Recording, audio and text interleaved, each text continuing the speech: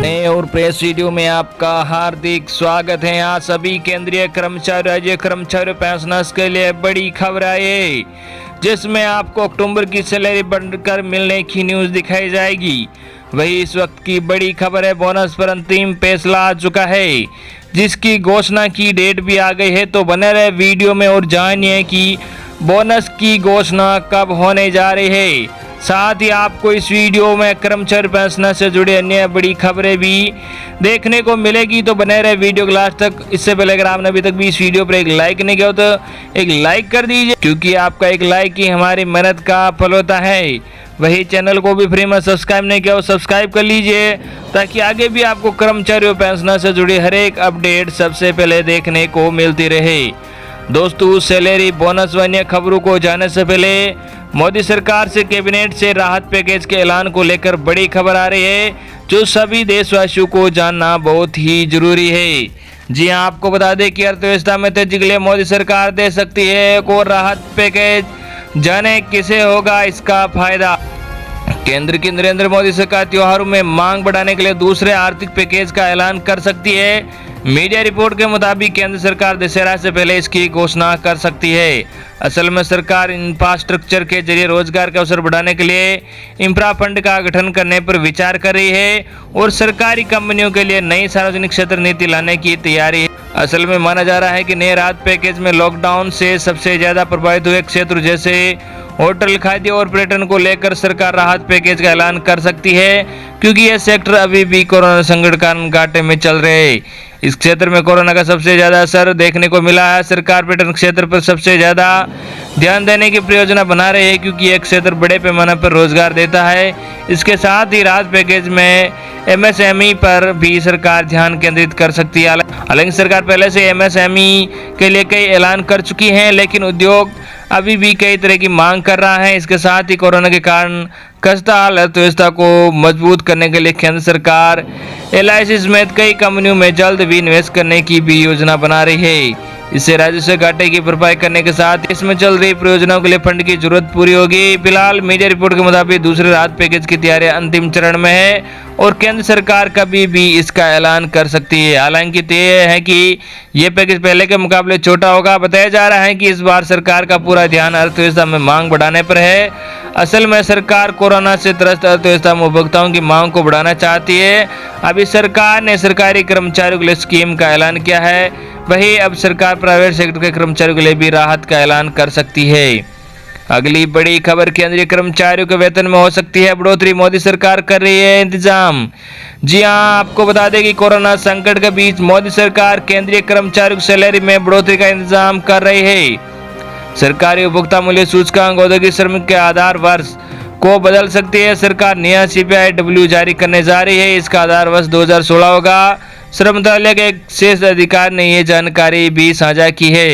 अगर ऐसा होता है तो सरकारी कर्मचारियों को महंगा भत्ता DA में बढ़ोतरी संभव है। इसका फायदा 48 लाख केंद्रीय कर्मचारियों को होगा। कर्मचारियों के वेतन में सीधी बढ़ोतरी होगी। ऐसा इसलिए क्योंकि कर्मचारियों का महंगा भत्ता CPIW इंडेक्स पर ही आधारित होता है। इसे आधार वर्ष में बदलाव होने से DA पर सीधा असर होता है। शीर्ष अधिकारी के मुताबिक केंद्रीय श्रम रोजगार मंत्री संतोष कुमार गंगवार नया CPIW सूचकांक 21 अक्टूबर को जारी कर सकते हैं। महंगा भत्ता यानी DA की कैलकुलेशन के लिए सरकार इसी का सहारा लेती है। अगली बड़ी खबर, योगी सरकार का बड़ा फैसला, यूपी के कर्मचारियों को भी मिलेगा त्योहारी एडवांस और बोनस भी। जी हां, आपको बता दें कि योगी आदित्यनाथ ने केंद्र सरकार की तरह प्रदेश के कर्मचारियों को भी त्योहारी एडवांस देने का ऐलान किया है। उन्होंने वित्त विभाग को योजना तैयार करने के निर्देश दे दिए हैं। वही वित्त मंत्री सुरेश खन्ना ने दिवाली का बोनस भी समय पर देने का स्पष्ट संकेत किया है।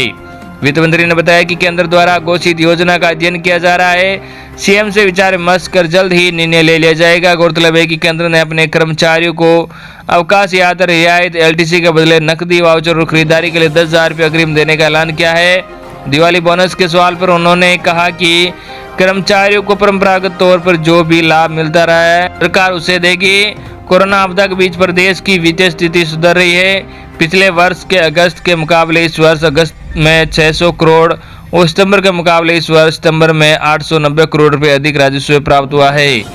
16 लाख कर्मचारियों को मिलेगा तोहफा। अगर प्रदेश सरकार ने केंद्र की तरह त्योहारी अग्रिम व एलटीसी के बदले नकदी वाउचर के भुगतान का फैसला किया तो करीब 16 लाख कर्मचारियों को फायदा पूछा पाएंगे। प्रदेश में राज्य कर्मचारियों के 12,40,000 पद, सार्वजनिक क्षेत्र के करीब 1 लाख और सहायक संस्थाओं के 7,12,000 पद है। इनमें से करीब 16 लाख कार्यरत है। इन्हें यदि 10,000 रुपये एडवांस दिया जाता है तो सरकार पर 1,600 करोड़ रुपए का व्यय भार आने का अनुमान है। अगली बड़ी खबर, लाखों सरकारी कर्मचारियों को खुशखबरी, इस महीने से बढ़कर मिलेगा वेतन। जी आपको बता दें कि 2.5 लाख सरकारी कर्मचारियों के लिए अच्छी खबर है। सरकार ने अब ये निर्णय लिया है कि अक्टूबर के महीने में कर्मचारियों से 1 दिन की वेतन कटौती नहीं की जाएगी। यह निर्णय उत्तराखंड राज्य सरकार ने किया है। इस फैसले से 2.5 लाख कर्मचारियों को राहत मिलेगी। दिवाली से पहले इस फैसले को कर्मचारियों के लिए सौगात माना जा रहा है। राज्य सरकार ने ताजा फैसला में यह तय किया है कि अब कर्मचारियों को 1 दिन का वेतन नहीं काटा जाएगा। कोरोना संकट के बाद आर्थिक समस्याओं के चलते शासन ने कर्मचारियों के वेतन में से कटौती का निर्णय लिया था, अब इसे हटा लिया गया है।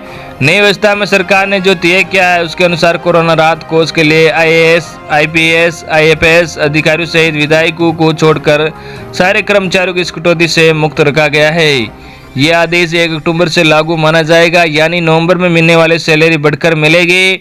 उत्तराखंड के मुख्यमंत्री त्रिवेंद्र सिंह रावत की अध्यक्षता में हुई कैबिनेट की बैठक में निर्णय लिया गया है। खास बात यह है कि अक्टूबर के बाद भी ये व्यवस्था जारी रहेगी। हालांकि मुख्यमंत्री, विधायक, विधानसभा अध्यक्ष, उपाध्यक्ष का 1 दिन का वेतन अभी काटा जाएगा।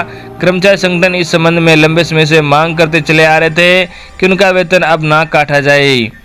अगली बड़ी खबर, कोल कर्मचारियों को मिला 68,500 रुपये का बोनस।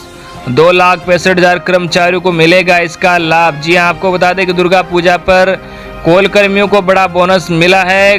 कर्मचारियों को कोल इंडिया के द्वारा 68,500 रुपये का बोनस देने का फैसला किया गया है। गुरुवार को CMPDI में कोल स्टैंडर्डाइजेशन कमेटी की 9 घंटे तक चली मैराथन बैठक में इस पर सहमति बनी है। बैठक में कोल इंडिया के अधिकारी जहां कोरोना संक्रमण लॉकडाउन के कारण मंद पड़े व्यापार का हवाला देकर पिछले साल की राशि से कम बोनस देने की बात कर रहे थे, वहीं कोल यूनियन के नेता 75,000 रुपये की मांग कर रहे थे। C2 के महामंत्री DD रामानंद ने बताया कि पिछले वर्ष से कम बोनस लेने का सवाल ही नहीं उठता था। कोल कर्मचारियों ने कोरोना काल में भी पूरी मेहनत करके कोयला उत्पादन का शीर्ष रिकॉर्ड बनाया था। ऐसे में मजदूरों और कामगारों को उनका मेहनत का फल मिलना ही चाहिए था।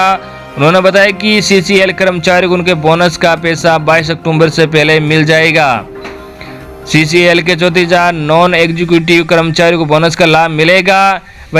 वही पूरे कोल इंडिया में लगभग 2,65,000 कोल कर्मी को इस बोनस का लाभ मिलेगा। DI में AICTU के नेता अशोक यादव ने बताया कि मजदूरों ने कोल इंडिया के इतिहास में कभी ऐसा नहीं हुई है कि पिछले वर्ष से कम बोनस स्वीकार किया हो।